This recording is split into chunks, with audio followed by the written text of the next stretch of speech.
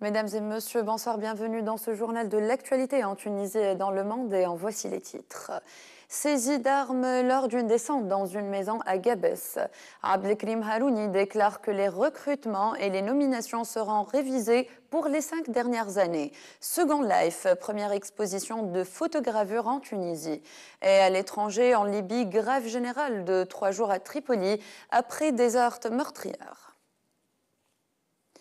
La police judiciaire a saisi 2 fusils de chasse et un pistolet chargé lors d'une descente dans une maison dans la région de Gabès. Le chef de la police judiciaire à Gabès, Radouane Yahyaoui, a déclaré que cette descente vient suite à la plainte d'un citoyen qui a été menacé par une arme. La direction régionale des chemins de fer et l'Union régionale du travail ASFEX ont averti à propos de l'observation d'une grève le 21 novembre dans le cas où le désaccord persiste autour de certaines revendications.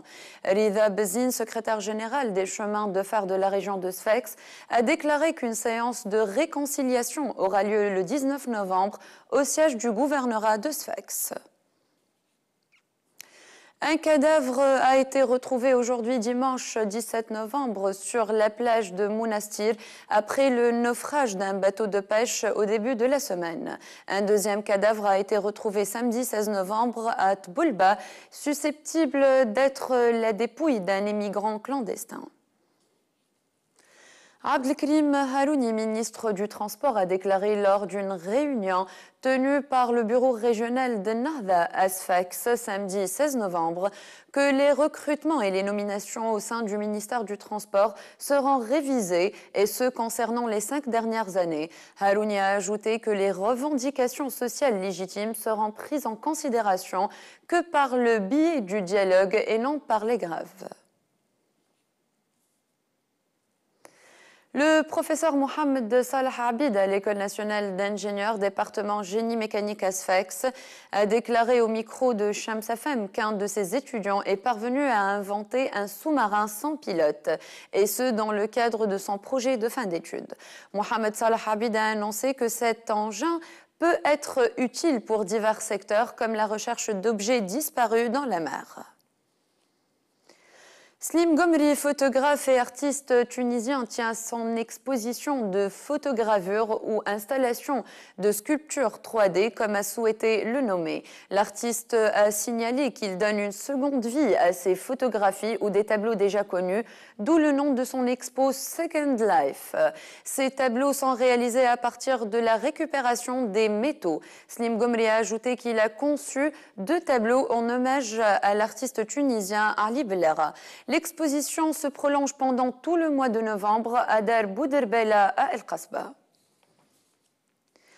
À l'international, les autorités locales de Tripoli ont appelé les Tripolitains à observer une grève générale de 3 jours au lendemain d'affrontements meurtriers entre miliciens ayant fait plus de 40 morts. Une grève générale de 3 jours a été décidée dans les secteurs publics et privés à partir de dimanche, a annoncé le Conseil local de Tripoli dans un communiqué publié tard dans la soirée du samedi 16 novembre. Cette grève générale se déroulera en signe de deuil et de solidarité avec les familles des victimes de vendredi, selon le communiqué. 4 hommes ont été interpellés en banlieue parisienne, des membres d'une filière djihadiste vers la Syrie. Parmi les 4 suspects interpellés, l'un intéresse particulièrement les enquêteurs. Âgé de 24 ans, il est en effet le leader présumé de cette filière. On le soupçonne d'être en contact avec ce qu'on appelle des facilitateurs en Syrie. Leur rôle étant d'organiser et faciliter le voyage de personnes qui veulent se battre contre le régime de Bachar el-Assad. On écoute l'avocat d'un des 4 suspects. En ce qui concerne mon client, il reconnaît en effet qu'il est allé séjourner en Syrie. Il explique qu'il n'est pas allé là-bas pour faire le djihad, comme on dit communément, sachant que le djihad, ça peut vouloir dire beaucoup de choses. Dans l'esprit d'un certain nombre de gens, c'est faire la guerre sainte, mais c'est un mot qui recèle plus de subtilité et de signification que ça. Je crois qu'en arabe, ça veut dire effort. Donc il a expliqué en effet qu'il allait là-bas avec un certain nombre d'idées en tête et peut-être d'objectifs, mais qui n'étaient pas forcément des objectifs négatifs. Les services de renseignement français estiment qu'au total, il y a près de 440 Français qui sont allés ou vont aller en Syrie pour combattre le régime de Damas dans les rangs djihadistes. Les populations touchées par le typhon Haiyan dans le centre des Philippines se sont rendues en masse dimanche dans les églises pour prier et communier 9 jours après la catastrophe qui a fait au moins 3 974 morts, déplacé 4 millions de personnes et provoqué des dégâts matériels considérables. Un reportage d'Euronews. Du riz, de l'eau, des couvertures, des tonnes et des tonnes de vivres parviennent enfin aux Philippins plus d'une semaine après le passage du typhon Haiyan.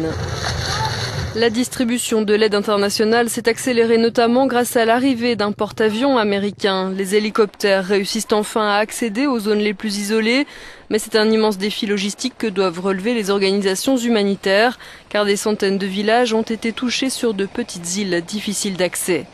Au milieu des débris, de rares édifices tiennent encore debout comme cette église, un refuge pour des milliers de croyants. Notre foi est intacte, nous sommes forts parce que nous avons foi en Dieu, explique cette femme. De la force, il en faudra pour enterrer les milliers de victimes du typhon, mais au milieu de ce cataclysme, l'espoir renaît enfin dans les yeux des enfants. Critiqué pour sa gestion de la catastrophe alors que l'aide humanitaire peine à atteindre certaines zones reculées, le président philippin Benigno Aquino s'est rendu sur place ce dimanche. Comme il s'y est déjà employé au cours de la semaine écoulée, le chef de l'État a tenté de rejeter la responsabilité des problèmes sur les autorités locales, coupables à ses yeux d'un manque de préparation. Et avant de clore ce journal, voici les prévisions météorologiques de demain. Des nuages abondants avec des pluies et des orages isolés sur le nord et le centre et des passages nuageux ailleurs. Le vent de secteur sud puis de secteur ouest fort de 50 à 70 km à l'heure près des côtes et modéré assez fort de 30 à 40 km à l'heure à l'intérieur du pays avec des phénomènes locaux de sable sur le sud. La mer sera très agitée et les températures maximales seront comprises entre 20 et 24 degrés sur les régions ouest et entre 22 et 26 degrés sur le reste du pays. C'est la fin de ce journal sur Tounesna TV. Merci pour votre attention et bonne fin de soirée.